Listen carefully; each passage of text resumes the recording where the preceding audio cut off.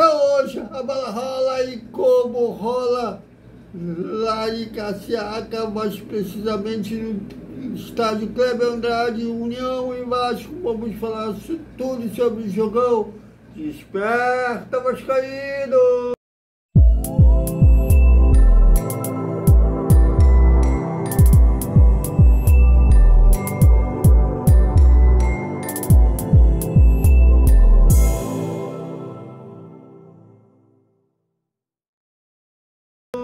Salve, salve galera do Vascão.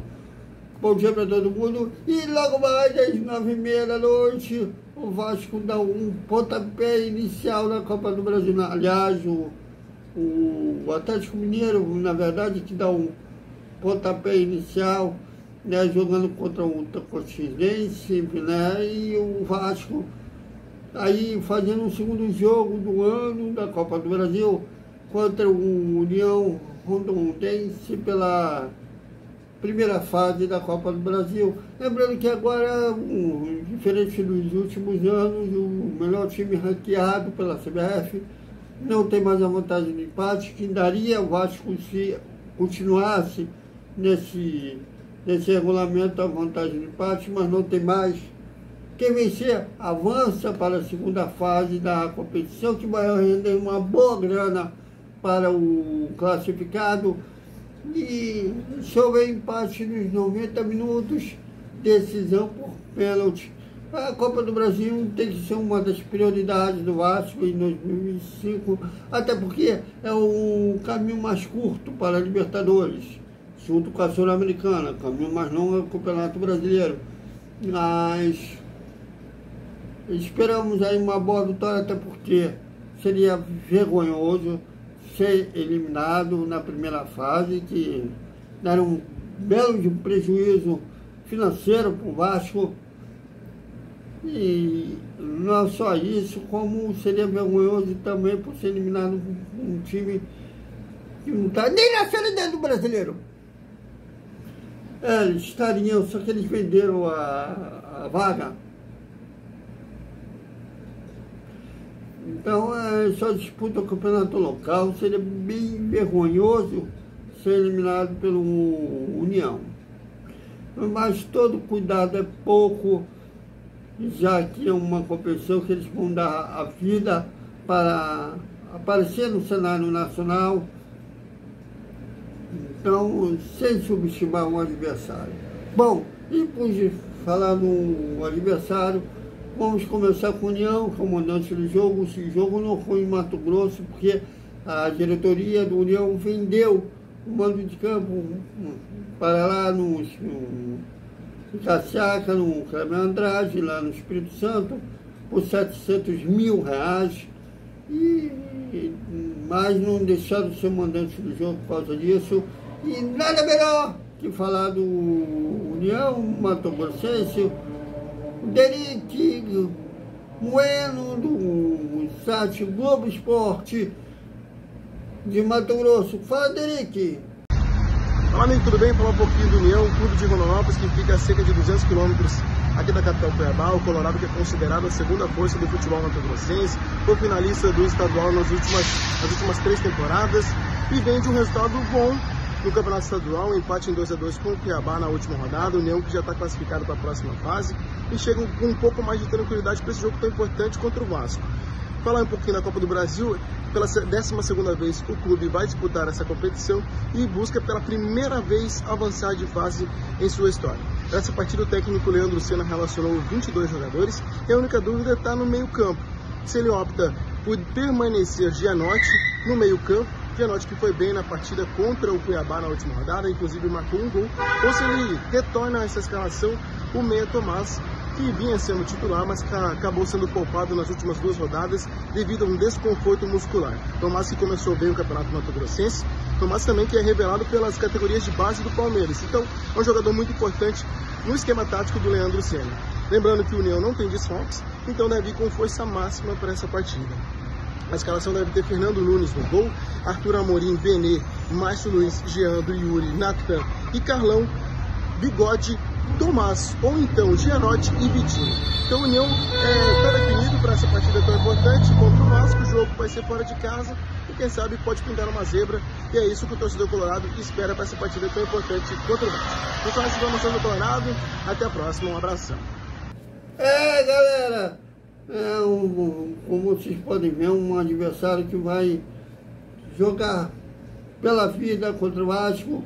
Já o Vasco, o técnico Fábio Carelli, não tem desfalque, vai jogar com tudo que tem de melhor, até porque, como eu falei, é uma prioridade do Vasco em 2025, e a tendência é que um time tenha novidade em relação ao clássico que perdeu para o Flamengo por 2-0 lá no Maracanã, já que o Maurício Lemos pode ganhar pela primeira vez desde que chegou ao clube com a vaga de titular, fazer parceria de zaga com o João Vitor, e na lateral direita uma indecisão entre o Pumita e o PH, e o Jair, o Paulinho devem retornar ao meio de campo, fazendo a trinca de volantes com o Hugo Moura e o Felipe Coutinho,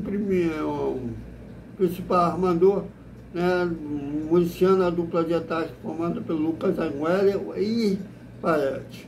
O provável time do Vasco, Léo Jacir, Pumita, o Paulo Henrique, João Vitor, Lucas Freitas ou Maurício Lemos e Lucas Pinto. Jair, Hugo Moura, Paulinho, Tixeira e Felipe Coutinho. Lucas Agüelo e Paredes deverão ser esses 11 que iniciarão jogando logo mais lá no Espírito Santo e no Cleber Andrade. Então, é isso, cara, só para encerrar aqui o nosso Despertar Vascaíno. Ainda há uma polêmica, um comentário do grande Lídio Camana, abraço ao Lídio, um grande cara vascaíno, né, e comentarista do Globo, mais precisamente no Esporte TV. Inclusive, ele nunca negou ser vascaíno. Quando o Roberto Dinamite morreu, ele fez questão de ir lá no velório, dizendo que o Roberto era um herói dele. Ele falando que Vasco e Flamengo não é mais clássico, que o Flamengo não vê mais o Vasco como um rival. Ele não mentiu. Aqui é canal de Vasco, então podia estar puto, indignado, fingir que ele estava falando fake news, mas não está. Tanto que os últimos confrontos são raros que o Vasco vence, e o Vasco não é campeão em cima do Flamengo desde 1988, aquele gol do Cocada, que no primeiro jogo estive no Maracanã com aquele lençolzinho do Romário no Zé Carlos e ele completando de cabeça para o gol. Foi a última vez que o Vasco foi campeão em cima do Flamengo. Mas por que se fala em rivalidade? É disputa. É luta sangrenta pelo primeiro lugar. É um querendo superar o outro. Um querendo ver o que o outro está fazendo para tentar se superar.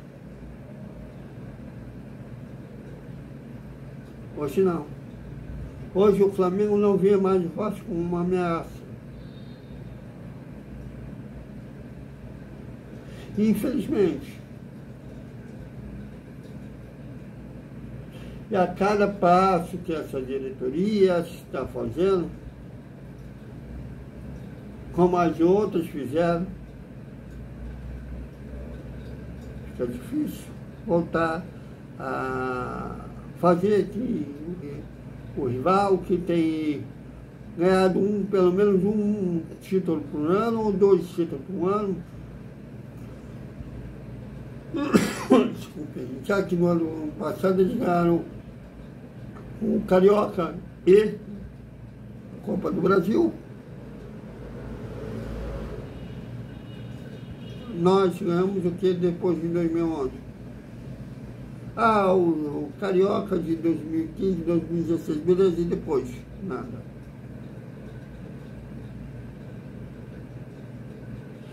Nesse tempo, são apenas 4 vitórias do Vasco em cima do Flamengo. A última delas foi no time que o A77 estava montando, o Carioca, com o Maurício Barbieri, 1-0 gol do Comita.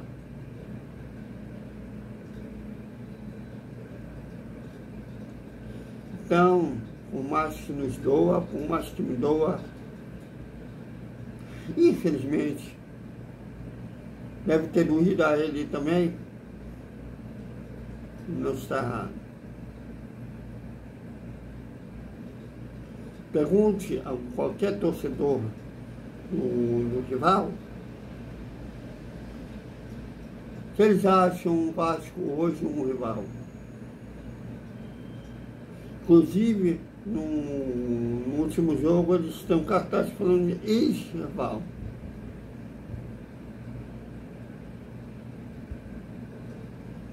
Só espero que depois dessa declaração, depois desse cartaz, a diretoria acorde para a vida. Os políticos do Vasco acordem para a vida. Inclusive uns setoristas que, em vez de criticar a fim de melhorar, viraram uma espécie de assessoria de imprensa 0800. Não seria 0800 ter preço, entrevista coletiva, furo de escalação. Ou vocês notam que expressa que a diretoria pensa, é que eu peguei um dizendo assim que o Vasco não precisa ser vendido, que é baixa a politicagem se unir. Tantos anos ainda acredita que eles vão se unir. Bom, mas espero que todos acordem, que o Vasco volte a ser Vasco, que aí sim eles vão encarar a gente como um rival de volta. Então, é isso, galera. Até 8h30 da noite, com a análise rápida da escalação, depois de análise rápida do primeiro tempo e repercutir tudo que rolar lá no Cleber Andrade. Até mais.